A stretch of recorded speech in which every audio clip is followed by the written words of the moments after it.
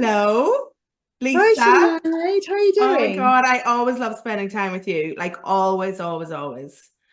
We just I, put the words to right, don't we? We just kind of bring our wisdom to the fore or something. It's a place for our intuition. How would you describe our chats?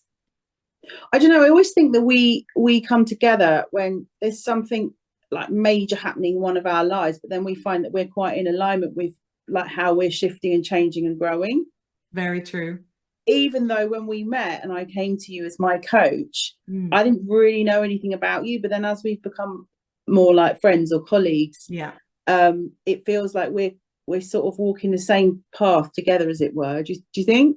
Well, exactly. And I suppose, like, from my point of view, I work with HSPs, empaths, people who are very purpose driven. I have a huge interest in neurodiversity. It's that kind of like my tagline, I guess, is bravely be you. Dream big, bravely be you, have those big, audacious dreams. And I met you, and you kind of were exactly that person with the big, audacious dreams. And you became the ultimate, the first trailblazer in my life. And trailblazers is a term that I use in my own group with my clients. So, you brought me so much inspiration when we started working together because you had ideas coming out of your ears and also, so much passion and thirst for knowledge, which is probably what matches where I would be at. You know what I mean? I think our energies met there. Yes, thank you. That's very nice of you to say. I have to say that I wanted to pivot my business, which is why I started talking to you. But I think my message still remains the same. So I I worked with children when I was seeing you, didn't I? I was Yeah. coaching families. I was coaching families of highly sensitive children, but through that I met my inner child and discovered that I was also highly sensitive, and then I pivoted and thought, oh, I want to help adults that are highly sensitive. So that's kind of, but it took me such a long time to make that shift.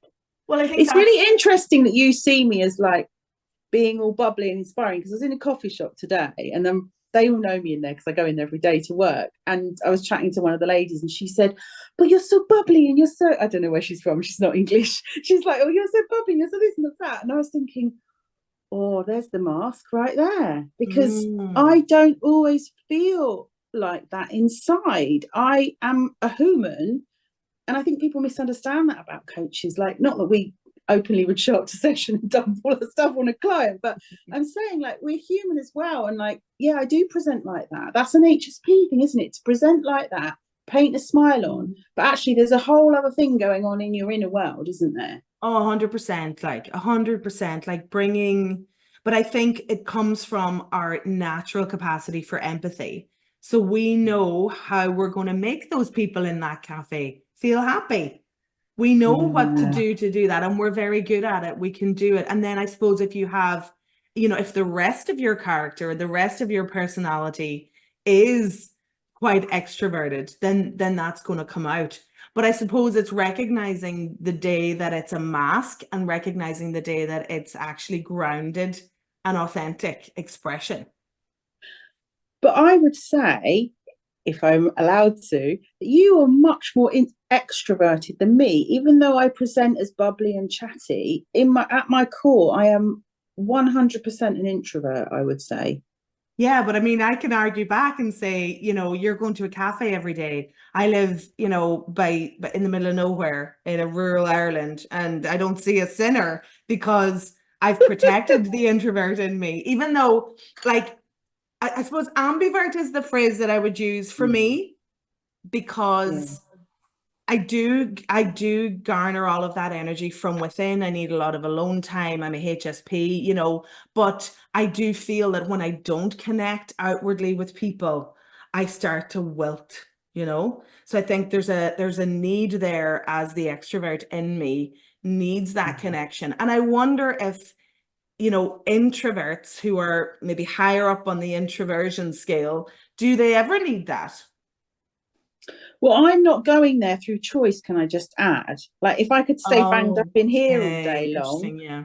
I would, but my house is currently being renovated and it's a building site, and I cannot, my HSPness can't stand all the vibration and all the noise and the dust and the dirt. And so I'm getting out of here so I can hear myself think, because that's Okay. that's rattling my nervous system to death. And I come home and I don't even feel like I can down tools in my own space because it's just a building site. But do you enjoy it? Do you enjoy the interactions when you go to this, out there in the world? I like making people's day. Like, I always chat to the girls behind the checkout at Waitrose because I used to do jobs like that. Again, it's the empathy. And I know how bloody boring it is. And I know the day goes really slowly. And I know it's nice when you have a cheerful person that comes in and says, how are you doing? What's your day been like? Oh, yeah, I'll have a latte. And how have you been? And that's nice. And I like that. But then I go to the back of the coffee shop, shove my earbuds in. Yeah. Crank up the music really loudly and just block everyone out. Yes. Okay, but that's lovely. That, maybe, it's not masking when you're feeling that it's the genuine person that you are, because you do bring light. We are kind of light workers, as coaches, as HSPs, we're both very, very much on the spiritual path, so it's lovely to spread the light, but only when it doesn't cost us. If it's costing you, then that's where we have to say, all right, hold on. I feel a bit resentful sometimes going, because like I say, it's not a choice. So I do think, oh, I've got to get up and put my face on and go out. Whereas I would rather hang around in my pajamas all day long and not see people. And then but but we can't live like that. We can't, and I would probably fall into that far too easily, and I think COVID helped us. COVID was like, oh my God, we can just stay home. Oh my God. I think, I have read loads of memes where like every introvert in the world was like a sigh of relief, as the silver lining. Of course, it was an awful time for so many, but as the silver lining, the introverts were kind of having that kind of pause. It was welcome. Yeah, and I wonder how people feel, because I felt like the rest of the world was coming to join me in my introverted world when the pandemic happened. But I wonder how people feel who were extroverts, who then went into their homes and then have to go out and rejoin the world again after having been through all that period of uncertainty and unsafety and not feeling safe. Yeah, but I mean, the true extrovert jumped out the door and went back to the world with glee. I witnessed that in maybe some of the extroverts in my own life. It was that, like, that's what was their sigh of relief. Oh, thank God everything's back to normal. Oh, thank God I can, and it's kind of, I think it maybe for us HSPs and empaths, the transition back into the world. I mean, it took me a long while to readapt back in. I think it took everyone a while to readapt to normality. But I think we would have felt it more acutely. Did you feel that? Yeah, because I think, I don't know what it's like for you in Ireland, but in the UK, the government just made a right pig's ear of it. So there was a lot of get in your houses, you're allowed out, you can walk twice a day, get in your houses, stay in your houses, don't have a Christmas, get in a bubble. And like, no one really knew what they were doing. And so therefore, when they actually said, and it was all very blasé and weird, like before they got busted for their party, it was, without getting political, it was all very weird, as in it was just like, yeah, it's fine now, they've all had their injections, that's fine, everyone could. And I think it was hard for people to trust that for a start, and trust that then 2 days later we weren't going to be told, get back in your houses again.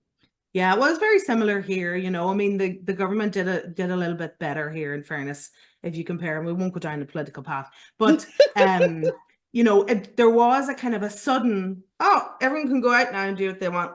It was like, what? And I think people were waiting for the next lockdown, waiting for the next set of rules, because we just got used to that, so yeah, it took a while to readapt out of that. Do you think the world has gone back to normal? Did we learn anything?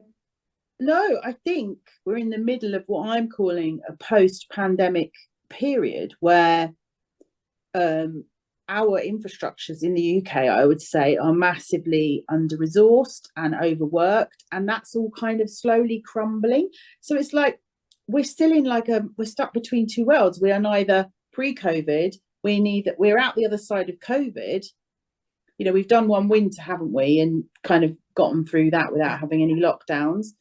But I don't think we are. I think things are changing, and I think a lot of people are still waiting. When I speak to clients and people that I know, are kind of waiting for the old world to come back again, you know, like the before COVID world to come, things to get back to normal. What's normal? I think it's gone, whatever that was. You know what I mean? Because things move on anyway, you know, and each generation brings a different tone and brings a different set of expectations, you know. So I don't think we can go backwards. No, but we're always kind of moving forward. But I think I work with people who are trying to move forward and they feel stuck in their lives. So like if people who were really affected, like say you're someone who's really impacted by the pandemic for whatever reason, maybe you got sick, or maybe someone you love got sick, or someone that you love died and you weren't able to be with them, then that, you know, that is a significant stuckness that needs to be processed and worked through. And like we were saying before we came on the call, you can't rush this stuff. Like the process of healing or going through change is actually a lot slower than people know it to be. Because we see all these people online, don't we? Sorry, totally changing track, but I'm thinking of all these Instagram like fitness coaches that are like 30 days and you're going to be like a size 8 and you're going to be green juices, and it pisses me off because I'm like, for a start you can do all that for 30 days and then you could sabotage it all after 30 days and put on more weight than you did before you started, because 7 days later, if you don't balance out your nervous system and work out what's driving you to not exercise enough or eat enough or even basic self-care, take care of your body. And I'm saying that without any judgment at all, because I am guilty of all of the above at times. But if you don't get to the root cause of it, then it doesn't matter how many times you do your 30 days, you're going to keep going back to where you started. Oh, definitely. And I think, you know, social media does give us, like, you know, not only is it like a 7-second reel, but it jumps us from, like, you know, October 2023 to whatever, you know, and there's this massive transformation, and it gives such a falsehood in how development happens, how life unfolds, how we express ourselves, how we deal with problems, you know what I mean? It puts it on this fast forward, and people then maybe absorb that and think, well, I should be able to do it that quickly. And for sure, it does not happen that way. I mean, you have to feel into those moments of difficulty, you know, and if you are in that freeze mode, you know, you can't just jump out of it. Definitely not. No.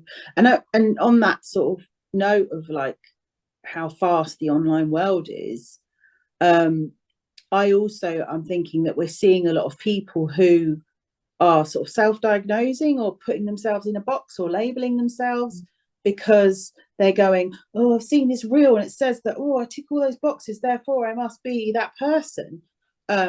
You know, ADHD, ADD, whatever. And that might be true for some people. So I'm not sort of like broad brushing, generalizing, but I think that's really scary, because I think we have to realize that we're like plants in a greenhouse.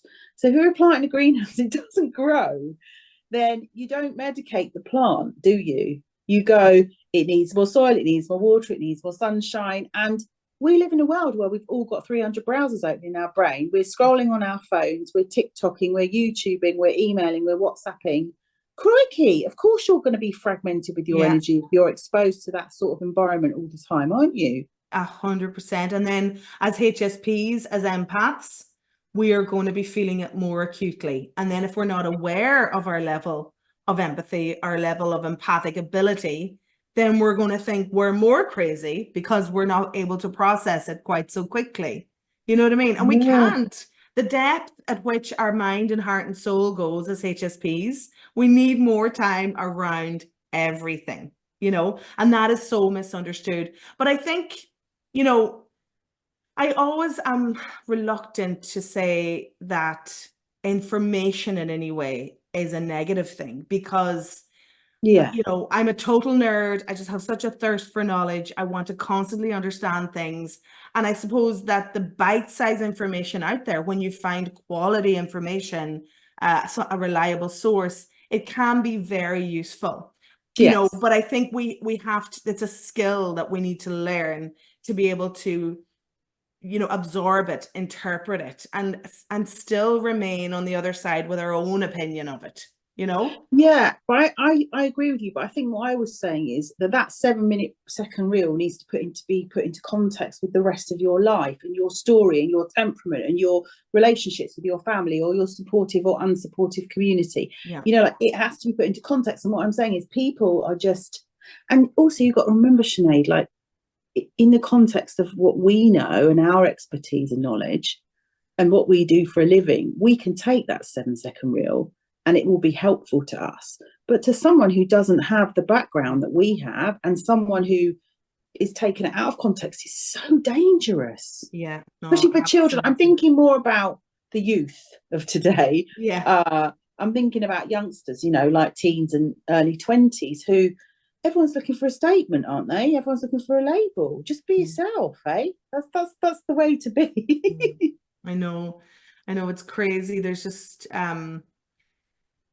you know, everything's turning into kind of a noun, you know what I mean? Or a verb rather, is what I mean. Everything's turning into a verb, you know, where, you know, that's how it's understood by them, as opposed to this is my individual experience, you know? Yeah, and that's so relevant. Like, I don't know, But when clients come to me and say, I think I've got ADHD or I think I'm autistic or I've read your HSP description, I don't know if I am an HSP. And I say, if I was saying, I would say, you're a Lisa. What does it feel like to be a Lisa? Tell me about what it's like in here for you. And that's how we start the session. And I don't like to love label that. people because people are way more layered and nuanced and complex than that. Mm. That's the same as my Bravely Be You. It's kind of like what I do with people is just strip away all of the what you think that you are because someone else has given you labels or descriptions and it's formed a certain identity.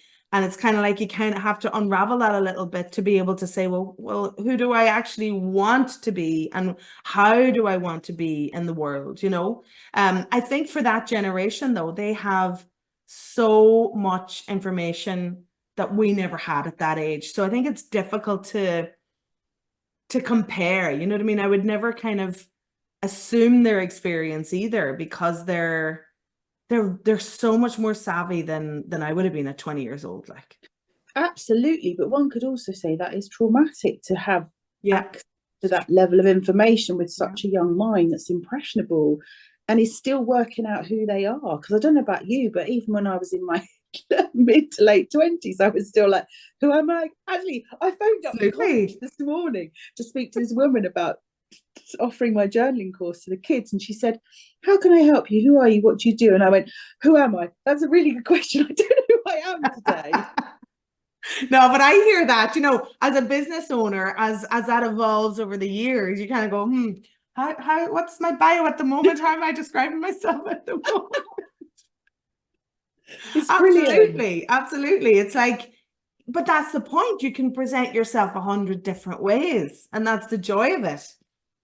Yeah, and I remember doing that exercise with you. Well, that was the most memorable coaching session I had with you where we did the I ams. Yeah. And we looked at all of the roles and masks, if you like, of Mm. of what how I was playing out in my life. And then saying, well, which one do you want to be? And if you don't, you can just screw that one and set Yeah. fire to it or throw it in the bin. And I was just like, this is brilliant. How empowering. Like you can choose. Yeah. And like, you know what? I was thinking about that because I was doing it with a client recently, and it was like, when was the last time did I do this? Like, I bet we should do that actually again Yeah. ourselves, you know, and maybe bring that to a conversation because it's kind of like it's not something that is static. It's not something you do and then it sits there forever. You know, it needs to be revisited all the time as we evolve, Yeah. So I think that's a good I think we should have a way to like wrap up our conversation. So we're agreed that we're going to come together and talk for a little while every week Yeah, and what, you know, great. whatever's a hot topic or whatever we fancy talking about. might come on and do some coaching exercises, might come on and pull some cards, do some journaling. Yeah. And then why don't we Tangents are probably a guarantee. Do you reckon? say that again? Going on a tangent is probably one of our guarantees for our listeners. But I think it will all roads will lead, you know, to the Yeah. same destination in the Yeah. end. Like, well, if we were to watch it back, not that I want to be watching myself back on video, but maybe we should wrap up by saying, like, what is going well at the moment in our lives as HSP business owners. Like, to end on a, because like a lot of the time we spend going, this isn't working and that's not right, and navel gazing and introspecting and saying, how can I do this? But what is going well in your world? It's such a good point. Okay, what is going well in my life? Well, I just had a fabulous weekend in Spain with my two besties in the world, and you know, they know me very well and they kind of sorted me out. It was good fun. So yeah, I think, you know, that's a lovely refresher. You know, sometimes you do have to lift yourself out of whatever routine you're in or whatever kind of same old energy space you're in. It's just such a therapeutic thing to do. And like, I traveled a lot when I was younger, and, you know, I have two kids now, life is busy, you know, things are a lot more grounded, but it always reminds me that having that level of adventure, you know, whether the adventure is fantastic or you end up getting stuck in the rain in Spain, which is what happened to us for hours. You know, it was like, oh my God, it's beautiful in Donegal, what's going on? But that adventure brought so much perspective and empowerment, you know what I mean? So that has kind of got me to a point where I feel a bit of a reset in my mind. I'm getting excited about the next phase of my business. I really want to move towards educating myself fully on neurodiversity, on how to support those who are neurodiverse, and where that overlaps with high sensitivity, with our capacity for empathy, with being an empath, how that relates to the nervous system, you know. So I feel that I'm at that point again where, you know, give me the knowledge. I do have a thirst for knowledge again, and I need that up level. It's almost like you start, because I pulled 3 cards before we came online, and one of them was cycles. So it's like, I think we're both starting a new cycle in our businesses.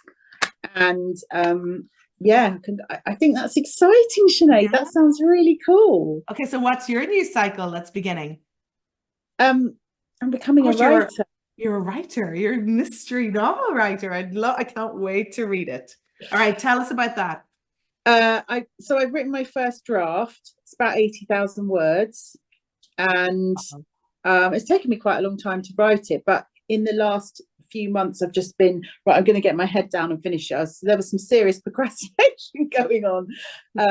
But what I've been doing, I've realised, is I'm writing my new cycle into existence. Ooh, that's powerful. So when I started writing the book is about a school counsellor who's burnt out and goes on a sabbatical to write a book. That's how the book starts. That's meta, isn't that what they'd say? It's pretty meta.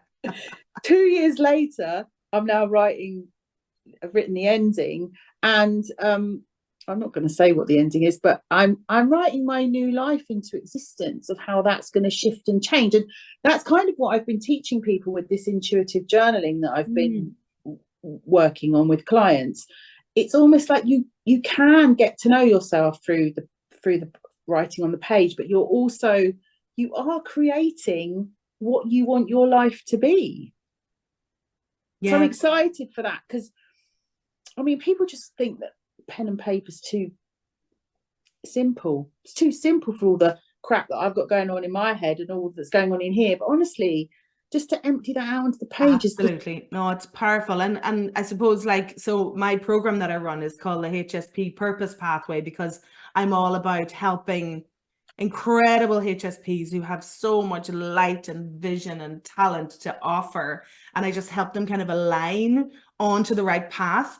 And like, I would always have workbooks with all of my modules, you know, that go with the videos. And that's really where the magic happens. It's like you ask a powerful question or you provide a powerful prompt, you know, and then the wisdom is in the person, you know, the wisdom is in holding that space for that wisdom to come to the fore, you know. So I totally agree that pen to paper cannot be beaten. It's so powerful. Yeah, and I have thought about, that's why I was emailing the college this morning. I have thought about getting in contact with local colleges and seeing if people want me to teach that as a class, because the things that kids used to say to me when I used to work with them was, I hate school because it's boring. And they're still learning all the old crap that we were taught at school. We don't like trigonometry and stuff, we're not going to use that in our adult life. And because the world is sort of shifting from that 9 to 5 job for life, more sort of entrepreneurship, free range living, as you'd probably call it. Exactly, love it. Yeah. Then we should be teaching kids like how to set up a bank account, how to build a website. But this journaling is more about, it's the identity piece that I'd like to do with them. Because as I say, when you're that age, you still don't know who you are. You're still working out who you are. You're self-conscious. Your body's changing. You're breaking away from your parents. So you're saying, well, my parents vote for this party and I like this and I've got these beliefs and I don't want to eat meat anymore. And you're becoming your own person. And so the journaling really helps get clarity and focus for those people that feel like confused and not really sure about who they are and where they're going in life. It's definitely helped me loads. Yeah, well, I suppose it helps at all stages, And, I suppose I know from doing a lot of career coaching for years that it doesn't matter what level you're at. You could be CEO, you could be C-suite of whatever amazing corporation. You're still a human that needs journaling. You're still a human that needs that support. It's not as if you reach a certain place or a certain accolade and suddenly you don't need it anymore. You know what I mean? That's what I would always say is the growth and expansion that never stops. And isn't that brilliant? It's so exciting that it doesn't stop. It really is, but some people are afraid of that. Some people want to not the sort of people we work with, but some people want to stay in their safe zone. I'd like to think, I don't know if this is quite naive to think, but I like to think that the way that life works is that the universe sends you stuff which forces you to expand. And actually, if you don't expand and grow, then you're going to become very uncomfortable even inside your comfort zone, if you get what I mean. Oh, absolutely. You're going to get pushed out. The universe is going to go, oi, and give you a shove if you don't listen to what it's saying to you. Absolutely. Like, without a doubt, like if you're going to stay in a place of resistance and you don't have the, I suppose, the willingness to reach for understanding, you're going to get thrown about. Yeah, absolutely. Although I suppose you could argue then that, and I would always kind of come back to like, everyone has the autonomy to choose how they want to live. You know what I mean? Absolutely. I'm not here to say, oh, you need to live like this because it's growth and expansive. And I think, absolutely not. Some people will have their top values as, wealth and power and competition winning and, being the best. And, and if that makes that person happy, then who am I to say how someone should live? Do you know what I mean? Yeah, and we both know that if you try, you can lead a horse to water, but you can't make it drink. We both know through trying to market the self-development business, which is really hard to market because most people will come to us because there's been a significant catalyst or they're in a lot of pain, but there's been a significant event in their life that's brought them to their knees and they are looking for support to get through that and change. I think that that's the way that you get brought into change initially, like when you first start out, isn't it? Absolutely. But I suppose ironically, when you are at that lower point and you're reaching for help, it's the hardest point at which to accept it. It really is. Which can make business challenging. You know what I mean? It's not like the same as selling something that's tangible. Yeah, like if we were selling Gucci handbags, I think we'd be billionaires by now, wouldn't we? We would, Lisa. Oh my God. What would you do with all that cash if you had it?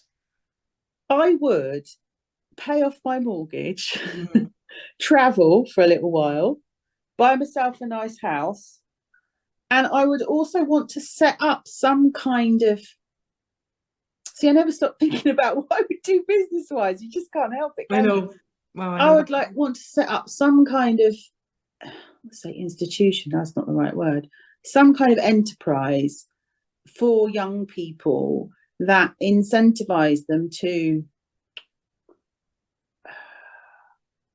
to move beyond the box that school puts them in. See, Mm. society's going to love that, isn't it? They're going to be like, get rid of that woman. We want everyone on this path. But like, that's why it's such a hard message, because I'm constantly.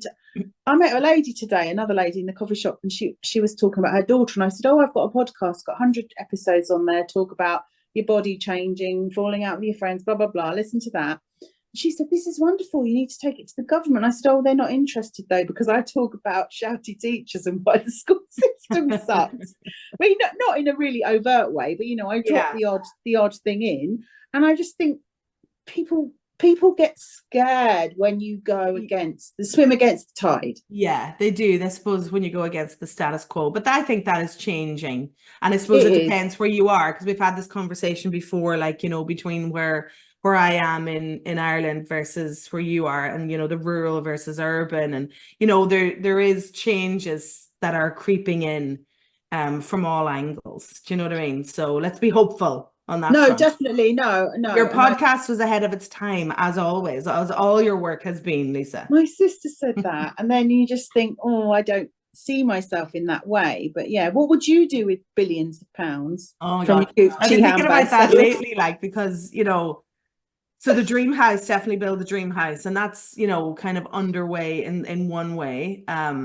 We've designed it and all that kind of thing. But then I was thinking, if really I had all that money, right, I think I would take the kids out of school and just travel with them for like a year, and Wonderful. just wander around the world with them, because I don't think there's anything more educational. You couldn't give them a better gift than that, so I'd do that. And then I build the dream house, right? Which is going to happen anyway, but I'm going to build that quicker. And then, it's back to like, okay, what is my trailblazing path? You know what I mean? It's not like I kind of woke up one day and said, oh, I really want to be a trailblazer, but I don't fit into any box. I can't tick boxes. I can't have bosses. I can't seem to, just fall in line. It's always that bigger thinking. Bloody brilliant, Sinead. We don't want to put you in a box. No, we're good. Yeah, no boxes, please. And that's the same with so many of my clients. They just kind of go, why the hell is there a box in the first place? I don't want to be near the box. I want to remove the box, and it's that kind of more expansive thinking again, So the first thing coming to mind is that, I set up some fabulous retreat here in Donegal. Oh, where lovely. where we could run fabulous events, and Yeah. I think that money for me buys me more time. So I would probably write more books. Like that would be something I would choose to do if I didn't need to earn money. I'd still want to write, because I just love writing so much. I think the idea with the working with the youth would be more of a charity. You come back to that, don't you? You do come back around to that. There is that passion is still in your heart for that, definitely. Because I feel so protective over them, and I know it sounds like I'm being really negative, because I know not everyone's like that, but obviously all the kids that I used to work with, people were doing them a massive disservice, and they needed someone to speak up for them and say, hey, this kid's really struggling here, can you help them out? And so I say that because that was my whole world. Like, I'd have like 16 kids a week that were all not being supported in the way that they should be. And I know that not every education, not every school, and I know that's not the case, but I suppose that was my reality. But yeah, I do always come back to that. Yeah. So, but that's the thing. I think we have just lots of different strings to our bow, and that will always be the case. Like variety is one of my top values, alongside freedom and autonomy. So if I stay samey and things don't kind of evolve, I won't be grounded. I won't be happy, So I never thought about variety being a value. That's really interesting. Is that in the order that they're in? 1, 2, 3, or is it freedom first? Freedom first, autonomy and variety. But it's interesting now that, I'm kind of more settled in my life and my kids are beginning to grow. It's kind of like I've created so much freedom that I'm kind of going, security looks pretty good. And know, I have all the freedom in the world. I'm like, bit of security. Let's sprinkle you in there. You know, it would be good as an Security doesn't entrepreneur. exist. Security doesn't exist. I think it's in grounding your nervous system that you find the most security you're going to ever get. Yes. Because there's Yes, nothing such a good certain point. in this life apart from the fact that we're all going to snuff it. Sorry, Yeah, but it's such a true. good point. Yeah, very true. Such a good point, actually, in terms of being able to and this is the book I'm reading at the moment. Have you read this? It's called Anchored. Oh no, Deb, I'd like to check. That Dana. looks good. So I've only just began, I've only just started, and it's like the concept of being anchored, right? So a boat needs to be anchored, but it needs to be anchored in such a way that the flexibility is there to allow for the sea change, to allow for the wind changes. You know what I mean? So it's having that nervous system that is grounded and anchored, but you can still explore and adventure in life. You know what I mean? It just spoke to me so much. So I'm going to dive into this.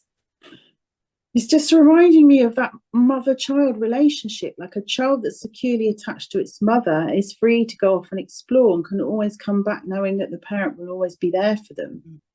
That's what anchoring is, isn't it? I mean, in the wider context, I suppose you could think about Mother Earth being an anchor to hold us all. You know, like when we ground our energy, we're held by Mother Earth, and that's, you know, for looking for any kind of security. Yes, absolutely. I think that's probably it, isn't it? But we have to be the willow tree, don't we? We have to sway and bend. It's not about swearing, just always rocking backwards and forwards.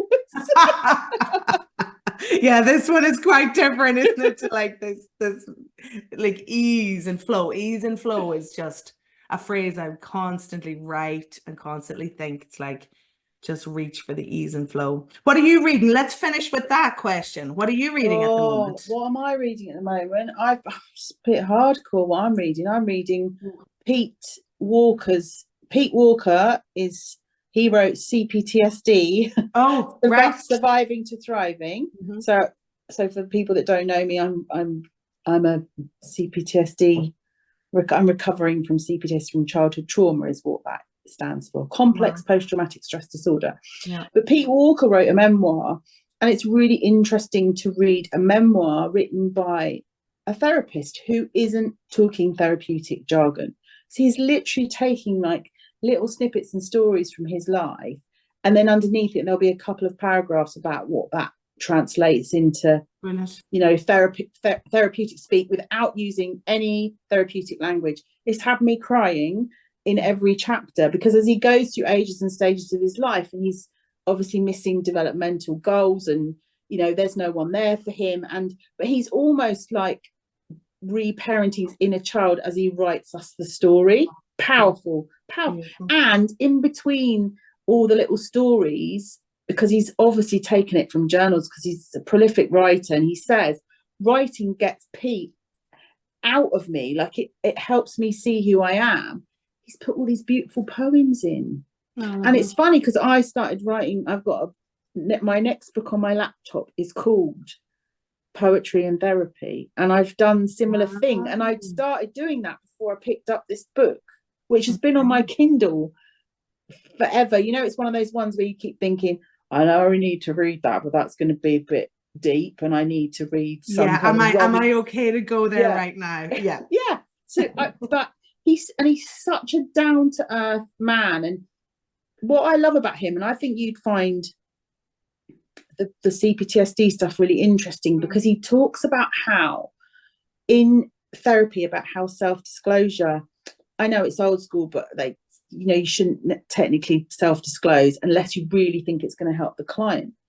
But he found that these people that he worked with had been so invalidated by their family of origin that for him to say, my mum did this to me, and to sort of be a role model of like, I can tell this story and this is how I feel about it, and then sort of giving the client permission to go, oh, well, if it happened to Pete, that's how Pete, and he started saying therapists need to not monopolize a session, but like they need to self-disclose more to show their humanness, because actually what those trauma survivors need is they need to talk to a human being, not a therapeutic, not a clinical, a real person. Not explaining that very well, sorry. No, I totally get that. That's very interesting as well. We'll have to revisit all of these topics, won't we? We've kind of We come got up with lots to talk about. got So lots to talk about. Indeed. yeah. Thank you, Fantastic. Sinead. It's amazing. Okay, so we'll wrap it up there for today, will we, Lisa? Yeah. Yeah, and see where that takes us. And then we'll chat again same time next week. Sometime next week. Love it. All right. See you then. All right.